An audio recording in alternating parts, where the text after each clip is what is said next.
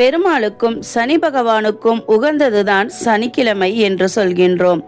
ஆனால் சனிக்கிழமையில் ராம பக்தரான அனுமனை வழிபடுவது மிகவும் சிறப்புக்குரியது.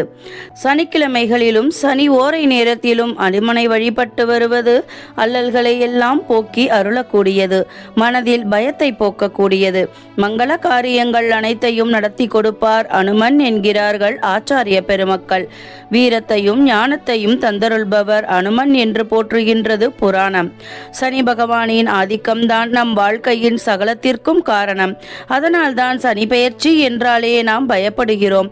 அனுமனின் பக்தர்கள் சனி பகவானின் பெயர்ச்சி குறித்தோ சனி பகவான் என்ன செய்வாரோ என்ன நடக்குமோ என்பது குறித்தெல்லாம் வருந்த தேவையில்லை.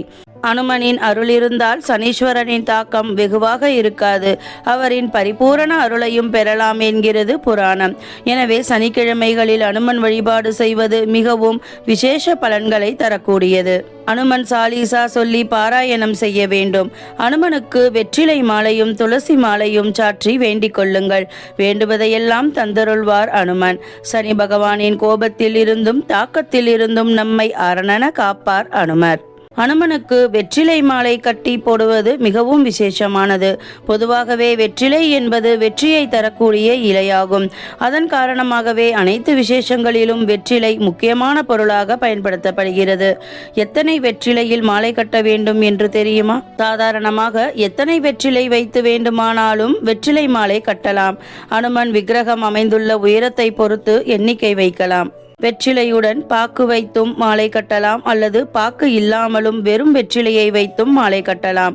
பாக்குடன் சேர்த்து வெற்றிலை வைப்பது தாம்பூலத்திற்கு சமமானது. இதனால் சிறப்பான மங்களம் தரக்கூடியது என்பதால் வெற்றிலையுடன் பாக்கு வைத்து மாலையாக கட்டுவது நல்லது. வெற்றிலை மாலை அணிவிப்பதால் என்னென்ன பலன்கள் கிடைக்கும் தெரியுமா? குடும்பத்தில் கணவன் மனைவி பிரச்சனை, தொழிலில் தடை, வாழ்க்கையில் பயம், வியாபாரத்தில் உடனிருப்பவர்கள் ஏமாற்றி விடுவார்களோ என்ற நிலை, தேர்வில் வெற்றி பெற வேண்டும், மனக்குழப்பம், எடுத்த காரியங்கள் வெற்றியடைய வேண்டும், வீணான பயம் உள்ளவர்கள் அனுமனுக்கு சனிக்கிழமை, அமாவாசை, மூலம் நட்சத்திரம் வரும் நாட்களில் வெற்றிலை மாலை அணிவித்து வழிபடலாம்.